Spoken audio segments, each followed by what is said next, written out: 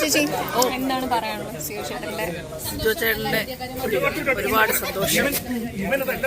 Big ബോസില് ഋഷിയുടെ കഴിഞ്ഞിട്ട് അടുത്ത കല്യാണമല്ലേ? ഭയങ്കര സന്തോഷം.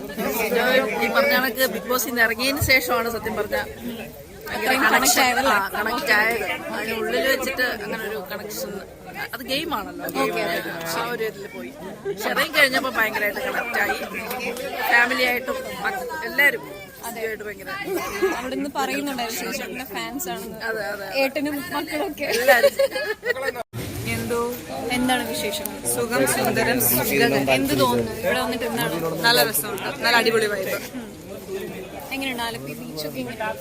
ആലപ്പുഴ ബീച്ചാണല്ലേ ഇത് ആലപ്പുഴ മെയിൻ ബീച്ചല്ല, എങ്ങനെയാണെന്തോ സംതിങ് പിന്നെ വേറെന്താ വിശേഷം? ഞാൻ ഓൾറെഡി എങ്ങനെയുണ്ടായിരുന്നു പാർട്ടി?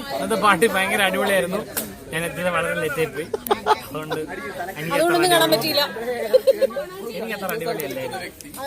അല്ല, ഞാൻ നിങ്ങളുടെ അത്ര അടിപൊളി ആയില്ല. ഓ അങ്ങനെ അങ്ങനെ അങ്ങനെ വരാൻ വൈകി. മറ്റേ യൂട്യൂബ് ചാനലാണോ?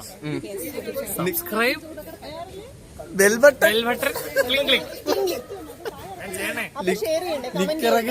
ആ കമന്റ് ഒക്കെ ചെയ്തോ. നിങ്ങൾക്ക് എന്തൊക്കെ ചെയ്യാൻ പറ്റും അതൊക്കെ ചെയ്തോ. കല്യാണത്തിന് ഒരു പാട്ട് പാടും. നിങ്ങളെല്ലാം ഇത് ചിത്രീകരിച്ചിട്ട് നിങ്ങൾ തമ്മിൽ ഒന്ന് മനസ്സ് തുറക്കാൻ പോലും പറ്റില്ലല്ലോ. എങ്ങനെയുണ്ടായിരുന്നു സോങ്സ് ഒക്കെ? പാട്ട് അടിപൊളിയായിട്ട് നല്ല രീതിയിൽ പാടി, ഭയങ്കരമായിട്ട് എൻജോയ് ചെയ്തു, ഹാപ്പിയായി. പേടിച്ചിരിക്കുവാണ്.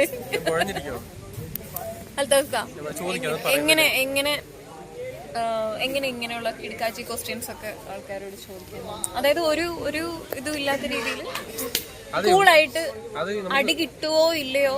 അടിയൊന്നും കിട്ടത്തില്ല. എനിക്ക് ഏത് ചോദ്യം എവിടെയും ചോദിക്കും ഇപ്പോഴും നല്ല കോൺഫിഡൻസ് ഉണ്ട്. കാരണം നമ്മ ആ ചോദ്യം ചോദിക്കുന്ന സമയത്ത് നമ്മൾ അവരെ കംഫർട്ട് ആക്കി വെച്ചിട്ടാണ് നമ്മൾ ചോദ്യം ചോദിക്കുന്നത്. അപ്പോ നമുക്ക് വളരെ സിമ്പിൾ ആയിട്ട് നിങ്ങൾ അച്ഛന്റെ പേരെന്താന്ന് വേണമെങ്കിൽ പോയി ചോദിക്കാം. അത് മാന്യമായിട്ട് ഇതുകൊണ്ട് എന്റെ കമന്റിലൂടെ തന്തയ്ക്ക് വിളിച്ചതാണെന്ന് പറയുന്നത് കൊച്ചിന്റെ തന്തയ്ക്ക് വിളിച്ചല്ലയോ? അതെ, വളരെ സിമ്പിൾ ആണ്. നമുക്ക് ഒരാൾക്ക് ചോദിക്കുമ്പോൾ ഉത്തരം ഉണ്ടെങ്കിൽ അതിന് ആ ചോദ്യം ഉണ്ടെന്നുള്ളതല്ല. എന്തും ചോദിക്കാൻ ഞാൻ ആരോടും ചോദിക്കും. എനിക്ക് അതൊരു പടിയില്ല, ഇനിയും ചോദിക്കും. എനിക്കിതില്ലെങ്കിൽ അടിയൊക്കെ കിട്ടേണ്ടതല്ലേ.